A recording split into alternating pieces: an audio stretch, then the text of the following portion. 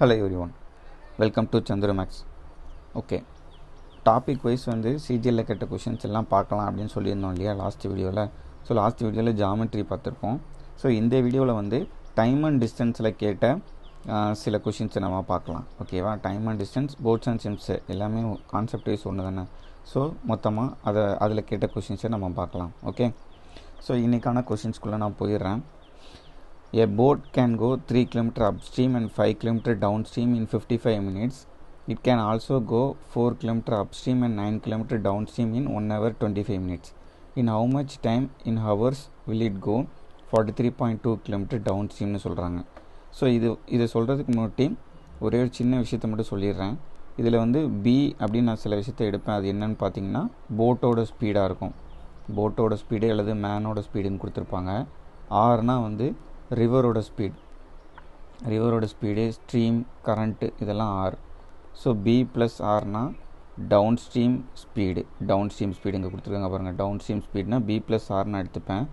B minus ஆர்னா upstream speed. சரியா, அப்ஸ்ட்ரீம்னா ரிவருக்கு அகெயின்ஸ்டில் ட்ராவல் பண்ணால் அது அப்ஸ்ட்ரீமு. டவுன் ஸ்ட்ரீம்னா ரிவரோட ஸ்பீடோடு சேர்த்து ட்ராவல் பண்ணோம்னா அது வந்து டவுன் ஸ்ட்ரீம் ஸ்பீடுன்னு சொல்லுவோம். சரியா, ஸோ இந்த 4 டேர்ம்ஸை வச்சு போட்ஸ் அண்ட் ஸ்ட்ரீம்ஸை நம்ம ஈஸியாக கவர் பண்ணலாம். ஸோ இப்போ இதை வச்சு தான் நான் இந்த சம்மை சொல்ல போகிறேன். ஓகே, இப்போ என்ன பண்ணியிருக்கான், 3 கிலோமீட்டர் வந்து அப்ஸ்ட்ரீம் போயிருக்கான். அப்ஸ்ட்ரீம் ஸ்பீடுனா மீட்டர் பெர் செகண்ட் அதே தானே. ஸோ டிஸ்டன்ஸ் பை ஸ்பீடு வந்து டைம் வரப்போகுது நமக்கு. அதேமாதிரி 5 கிலோமீட்டர் டவுன் ஸ்ட்ரீம் போயிருக்கான். இதுக்கு அவன் எடுத்துக்கிட்ட மொத்த நேரம் தான் வந்து 55 நிமிஷம். ஸோ அதை ஹவரில் மாற்றினா 55/60. ஸோ ஃபர்தர் அடித்தா 11/12.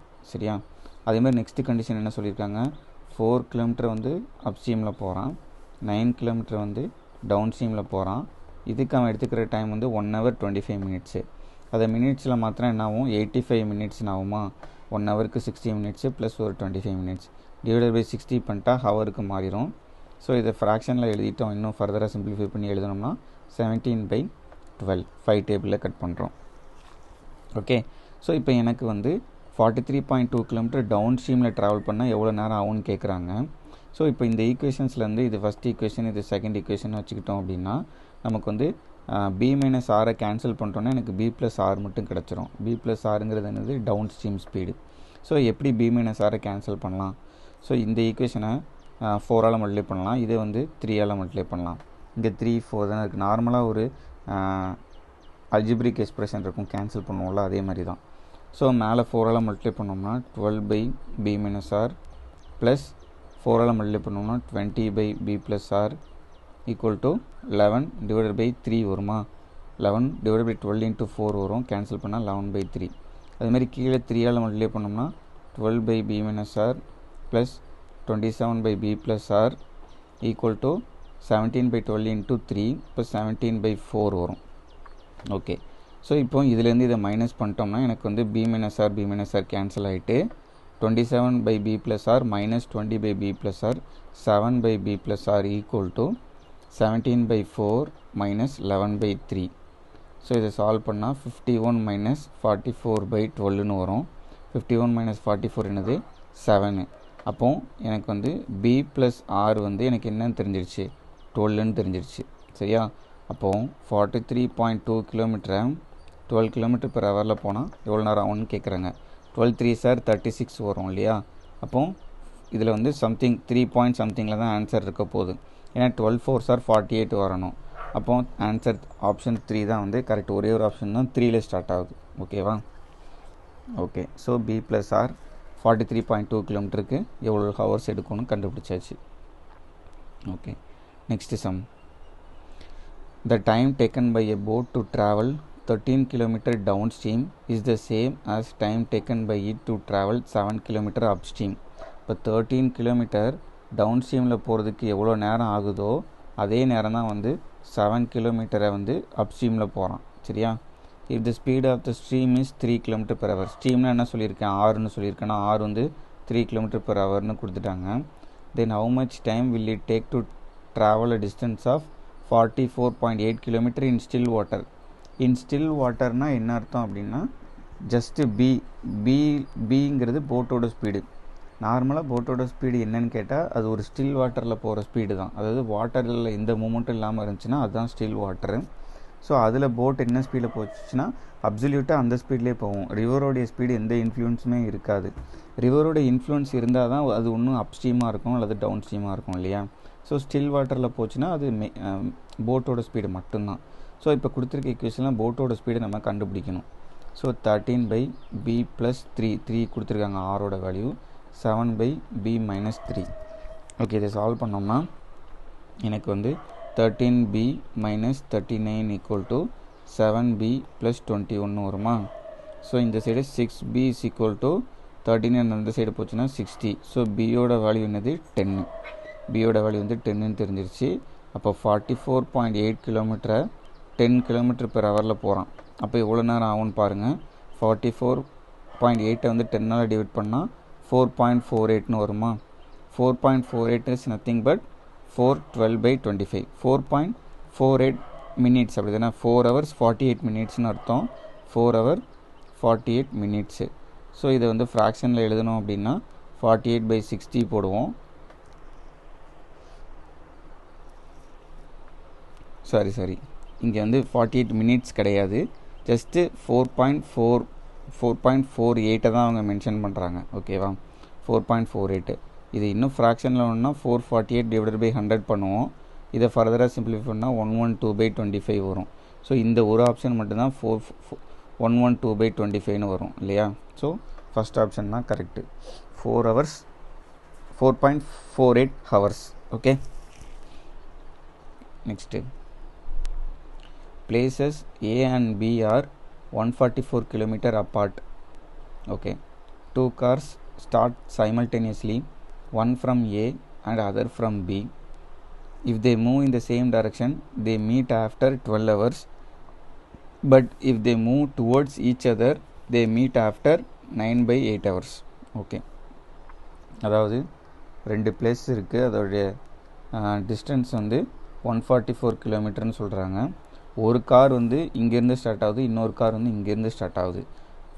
ஃபஸ்ட்டு கண்டிஷன் படி 2 பேரும் ஒரே டைரெக்ஷனில் போகிறாங்க. செகண்ட் கண்டிஷன் படி 2 பேரும் ஆப்போசிட் டைரெக்ஷனில் வராங்க. ஸோ ரிலேட்டிவ் ஸ்பீடு கான்செப்ட் தான் இல்லையா. ஸோ இந்த A one from A and other from B, அப்போ இதோடைய ஸ்பீடை நம்ம எஸ்ஏன்னு வச்சுக்கிடுவோம், இதோட ஸ்பீடை வந்து எஸ்பின்னு வச்சுக்கலாம். சரியா. ஃபஸ்ட்டு கண்டிஷன் படி சேம் டைரெக்ஷனில் போகிறாங்களா, சேம் டைரெக்ஷனில் போனால் ரிலேட்டிவ் ஸ்பீடு வந்து மைனஸ் பண்ணணும். ஓகே, எப்படியோ the speed of the car moving at a faster rate கேட்குறாங்க. அதாவது 144 கிலோமீட்டர் 2 பேருக்கு நடுவில் டிஸ்டன்ஸ் இருந்தாலும் இந்த ஃபாஸ்ட்டாக போகிற கார் வந்து அந்த ஸ்லோவாக போகிற காரை வந்து மீட் பண்ணிடுது அப்படி தானே. If they move in the same direction they meet after 12 hours. அப்போது ரிலேட்டிவ் ஸ்பீடு கான்செப்ட் படி speed of A minus speed of B.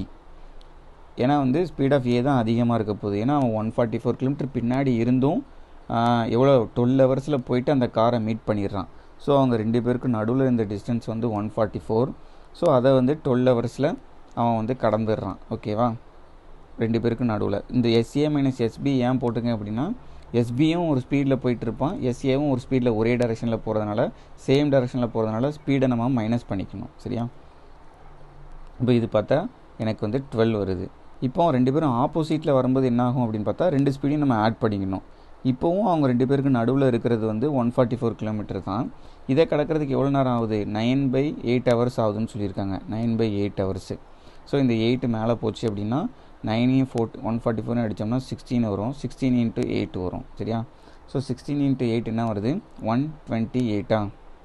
16 8 sir 6 8 sir 48, 128 வரும். சரியா.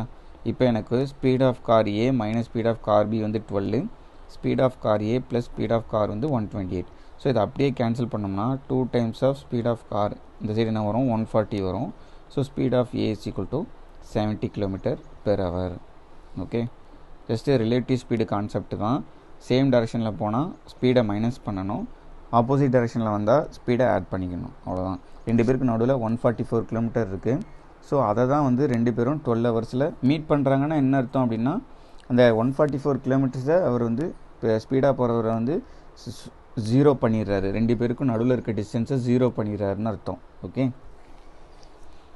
Okay next, a train takes 2.5 hours less for a journey of 300 km if its speed is increased by 20 km per hour from its usual speed, how much time will it take to cover a distance of 192 km at its usual speed?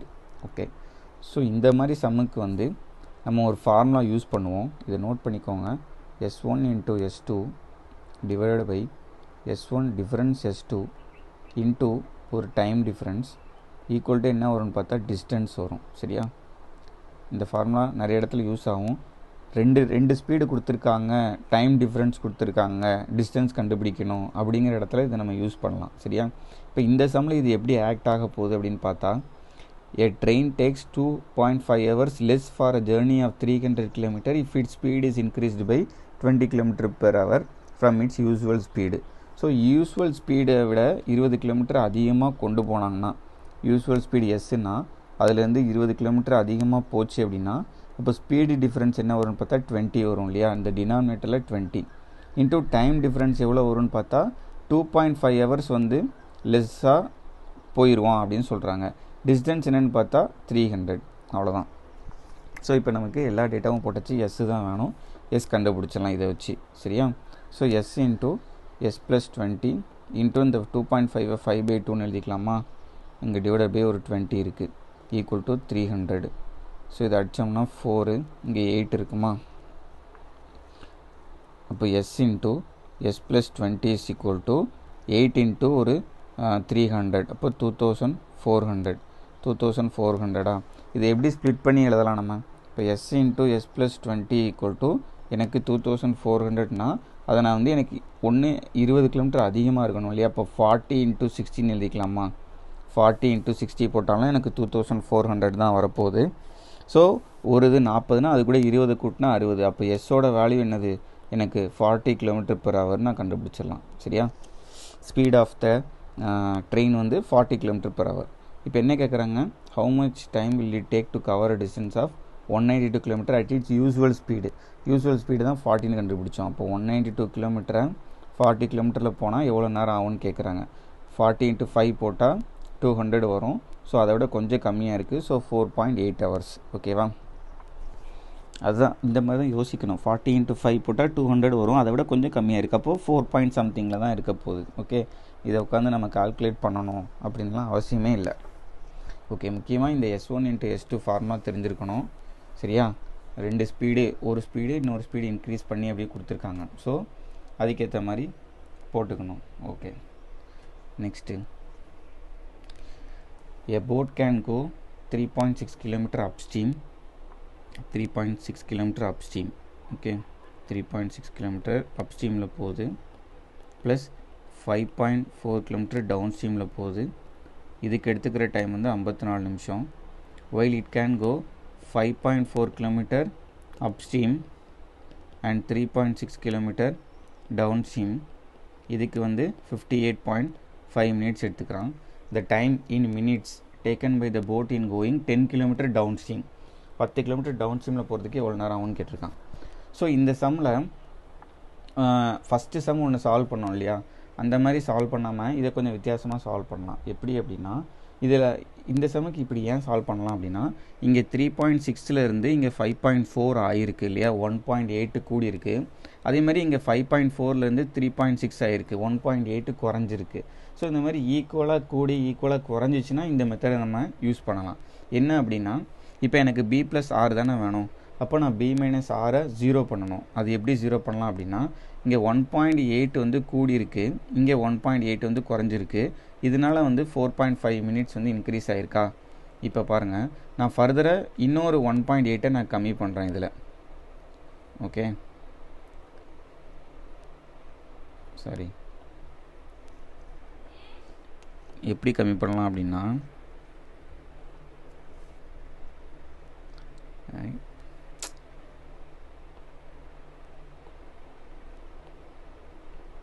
இங்கே வந்து இந்த இடத்துல வந்து திருப்பி நான் என்ன பண்ணுறேன், 1.8 கம்மி பண்ணி எழுதுகிறேன். ஓகே, ஸோ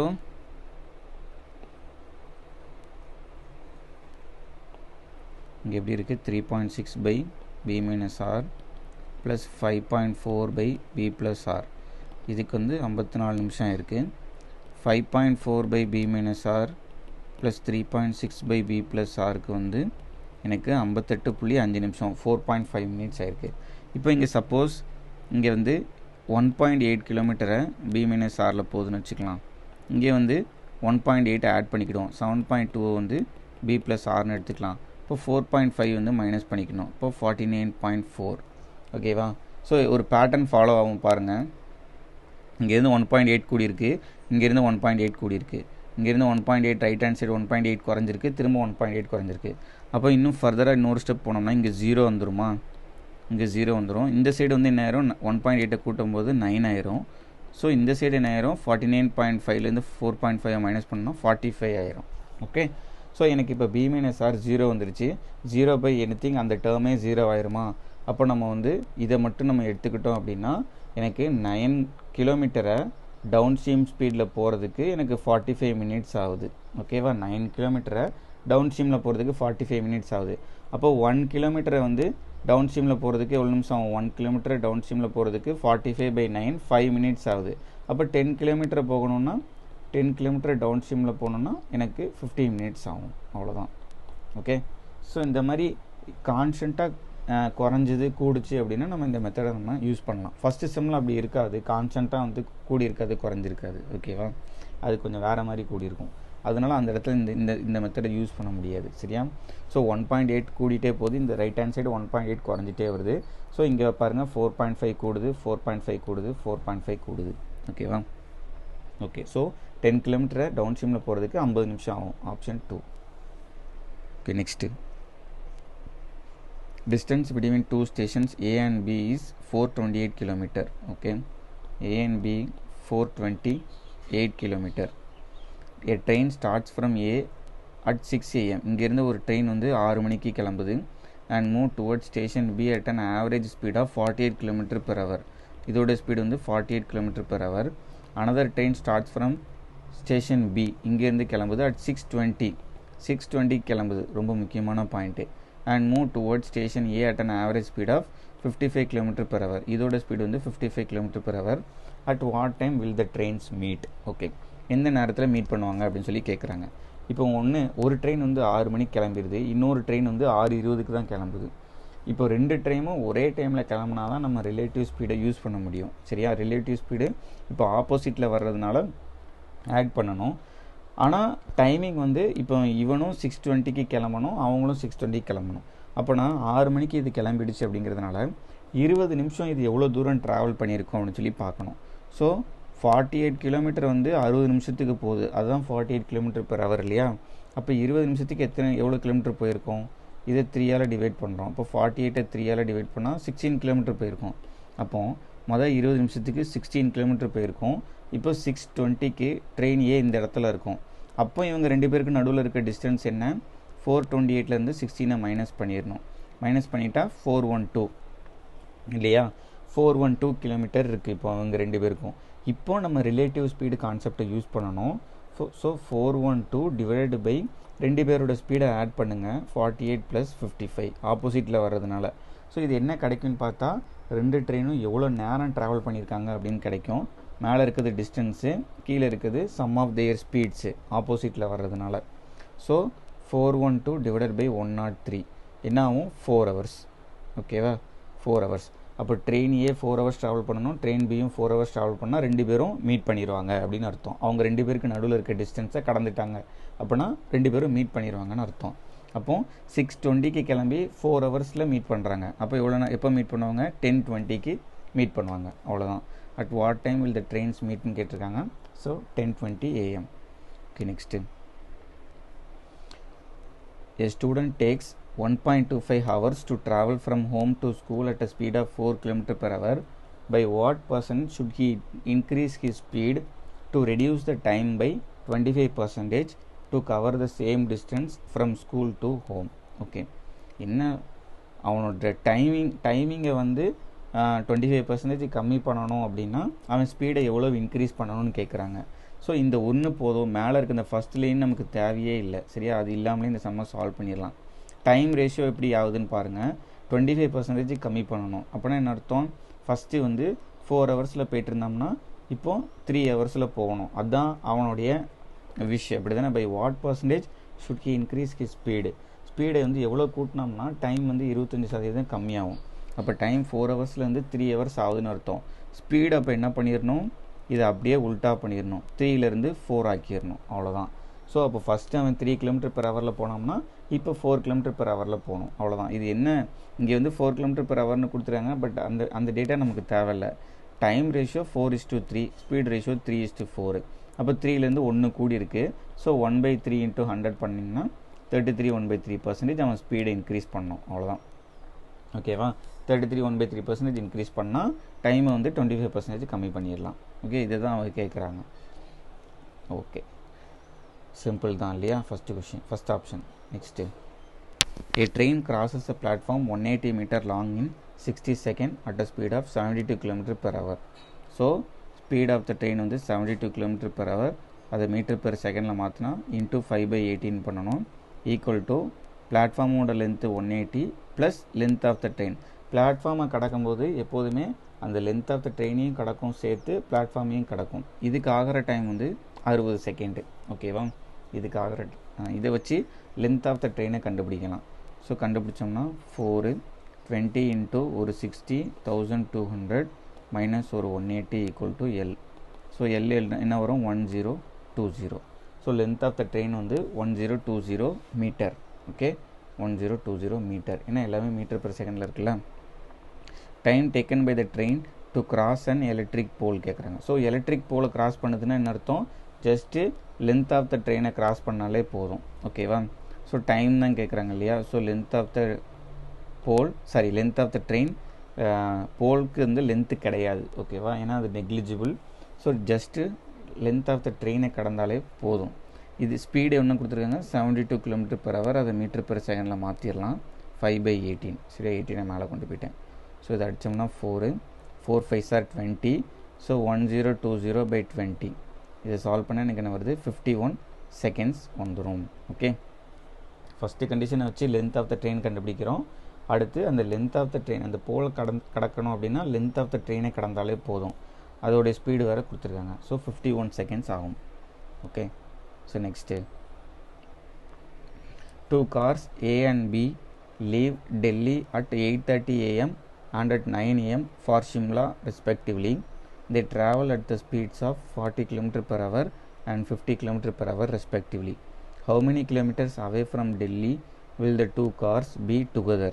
Okay, ஸோ ஒரு கார் வந்து 8:30க்கு கிளம்புது டெல்லியிலேருந்து, இதுதான் டெல்லி, தான் ஷிம்லான்னு வச்சுக்கலாம். ஒரு கார் வந்து 8:30க்கு கிளம்புது இங்கேருந்தே தான், இன்னொரு கார் வந்து 9 மணிக்கு கிளம்புது. ஓகே, அந்த 8:30க்கு கிளம்புற காரோட ஸ்பீடு என்ன கொடுத்துருக்காங்க, 40 km/hன்னு கொடுத்துருக்காங்க. அடுத்து வந்து 9 மணிக்கு கிளம்புற காரோட ஸ்பீடு வந்து 50 km/hன்னு கொடுத்துருக்காங்க. How many kilometres away from Delhi will the 2 cars be together? அப்போது டெல்லியிலேருந்து கிளம்பி எவ்வளோ தூரத்தில் வந்து இன்னொரு கார் மீட் பண்ணணுன்னு தான் கேட்குறாங்க, அவ்வளோதான். டுகெதர்னு அர்த்தம், 2 காரும் ஒரே இடத்துல இருக்கணும். அப்போது 8:30க்கே ஒரு கார் கிளம்பிடுச்சு இல்லையா. ஸோ அப்போ அவன் வந்து அரை மணி நேரம், இந்த கார் வந்து 9 மணிக்கு தான் கிளம்புறான். அப்போ அரை மணி நேரத்தில் அவன் எவ்வளோ டிஸ்டன்ஸ் ட்ராவல் பண்ணியிருப்பான்னு பார்க்கணும். 1 ஹவருக்கு அவன் 40 km போவான்னா அரை மணி நேரத்தில் 20 km போயிருப்பான். சரியா, இப்போ வந்து 2 காருக்கு நடுவில் இருக்க டிஸ்டன்ஸ் வந்து 20 km. ஒருத்தன் வந்து 40 km வேகத்தில் போகிறவன் அரை மணி நேரம் ட்ராவல் பண்ணி 20 km போயிட்டான். சரியா, ஸோ இப்போ ஒரு கார் இங்கே இருக்குது, இவன் வந்து 50 km/h போகிறவன், இவன் வந்து 40 km/h போகிறவன். 2 பேருக்கு நடுவில் 20 இருக்குது, 2 பேரும் ஒரே டைரெக்ஷனில் போகிறாங்க. ஸோ இப்போ இவன் வந்து இவனை ஓவர்டேக் பண்ணணும்னா இவன் இந்த 20 km அந்த ரிலேட்டிவ் ஸ்பீடில் கிராஸ் பண்ணணும். ஸோ 20 km ரிலேட்டிவ் ஸ்பீடு என்னென்னு பார்த்தா 50 - 40. சரியா, 50 - 40. ஸோ என்ன ஆகும், இதை சால்வ் பண்ணால் எனக்கு வந்து 2 hours ஆகுது. 2 hours. அப்போ இந்த 50 km/h போனவன் 2 hours ட்ராவல் பண்ணி அந்த 40 km/h போகிறவனை கேட்ச் பண்ணிடுறான். அப்போ இவன் 2 ஹவர்ஸில் எவ்வளோ டிஸ்டன்ஸ் ட்ராவல் பண்ணியிருப்பான், 1 ஹவருக்கு 50 போனா 2 ஹவர்ஸில் 100 போயிருப்பான். அப்போ டெல்லியிலேருந்து 100 km டிஸ்டன்ஸில் 2வது காரை பிடிச்சிருப்பான், அவ்வளோதான். ஓகே, ஃபஸ்ட்டு அந்த ½ an hour அந்த மொதல் கார் எவ்வளோ தூரம் ட்ராவல் பண்ணுது அப்படின்னு கண்டுபிடிக்கிறதுக்காக இப்போ 2 காருக்கு நடுவில் இருக்க டிஸ்டன்ஸ் வந்து இந்த 20 km. ஸோ இதை அவங்களோட ரிலேட்டிவ் ஸ்பீடு ஒரே டைரெக்ஷனில் போகிறதுனால மைனஸ் பண்ணுறோம், 50 - 40. ஸோ இதை வச்சு கண்டுபிடிக்கும் போது நமக்கு டைம் தான் கிடைக்கும். 20 km ரிலேட்டிவ் ஸ்பீட் போயிடும்போது டைம் கிடைக்கும். So 2 hours. ஸோ 2 ஹவர்ஸில் வந்து ட்ராவல் பண்ணியிருக்கான். 2 காருமே 2 ஹவர்ஸ் ட்ராவல் பண்ணியிருக்கு. சரியா? இப்போ இந்த 40 கிலோமீட்டரில் பெர் ஹவரில் இருக்கவன் 2 ஹவர்ஸ் ட்ராவல் பண்ணோம்னா 80 கிலோமீட்டர் போயிருப்பான். ஆல்ரெடி 20 கிலோமீட்டர் அவன் வந்துட்டான். ஸோ டெல்லியிலேருந்து மொத்த டிஸ்டன்ஸ் பார்த்தா 100 kilometre. Okay okay next. So இதே மாதிரி இன்னொரு சம் இருக்குது, அதோடு நம்ம முடிச்சுக்கலாம். So 2 trains from Varanasi for Lucknow at 11 AM and 11:30 AM travel at a speed of 110 and 140. How many kilometers from Varanasi both meet? So அதே concept தான் இங்கேயுமா. இப்போ ஒரு ட்ரெயின் 110 கிலோமீட்டரில் போகிறவன் 11க்கு கிளம்புறான், இவன் 140 கிலோமீட்டரில் போகிறவன் 11:30 கிளம்புறான். ஒரே டைரக்ஷன் தான் போகிறாங்க 2 பேரும். அப்போ இவன் ½ an ஹவரில் எவ்வளோ டிஸ்டன்ஸ் ட்ராவல் பண்ணியிருப்பான்? 1 ஹவருக்கு 110னா ½ an ஹவரில் 55 ட்ராவல் பண்ணியிருப்பான். டிவைடட் பை 2 பேருடைய ரிலேட்டிவ் ஸ்பீடாக போடணுமா, 140 minus 110. ஸோ 55 டிவைடட் பை 30 வரும். இவ்வளோ நேரம் ஆயிருக்கும், அப்படி தானே? Divided by 30 into second train தான் போடணும், ஏன்னா அவன் தான் இவ்வளோ தூரம் ட்ராவல் பண்ணுறான் இல்லையா. ஃபஸ்ட்டு ட்ரெயினை போட்டால் இந்த 55 கிலோமீட்டரையும் நம்ம ஆட் பண்ணிக்கணும். அதுக்கு தான் நம்ம வந்து செகண்ட் ட்ரெயின், அதாவது ஃபாஸ்ட்டாக போகிற ட்ரெயினுடைய ஸ்பீடையே இந்த இடத்துல போட்டு மல்டிப்ளை பண்ணணும். இங்கேயும் என்ன பண்ணணும், 2 ஹவர்ஸு 50 கிலோமீட்டரில் போனவன் தானே கண்டுபிடிச்சோம். அதே மாதிரி 140 போட்டுக்கலாம். ஸோ இதை சால்வ் பண்ணோம்னா 55 இன்ட்டு 14 ஒரு 550 ஒரு 220 07 770/3. ஸோ 770/3 பண்ணோம்னா எனக்கு 227 சாரி 17 5 26 256 2/3 கிலோமீட்டர். ஓகே, ஸோ 256 2/3 கிலோமீட்டரில் 2 ட்ரெயினும் மீட் பண்ணிடும். ஓகே, 2 சமம் கிட்டத்தட்ட ஒரே மாதிரி சம் தான். இங்கே வந்து 50 40 8:30 9 o'clock, இங்கே 11 11:30 110 140, அவ்வளோதான். மற்றபடி பெரிய வித்தியாசம்லாம் இல்லை. Okay okay friends, time and distance and boats and சிம்ஸில் இப்படி தான் கேட்டிருந்துருக்காங்க. ஸோ இந்த தடவை எழுத போகிறவங்களும் இந்த மாதிரி சம்முக்கு தயாராக இருங்க. ஓகே, நெக்ஸ்ட் வீடியோவில் இன்னொரு அட்வான்ஸ் மேக்ஸ் டாபிக் ட்ரிகனாமெட்ரியில் கேட்ட சம்ஸை நம்ம பார்க்கலாம். ஓகேவா? தேங்க்யூ.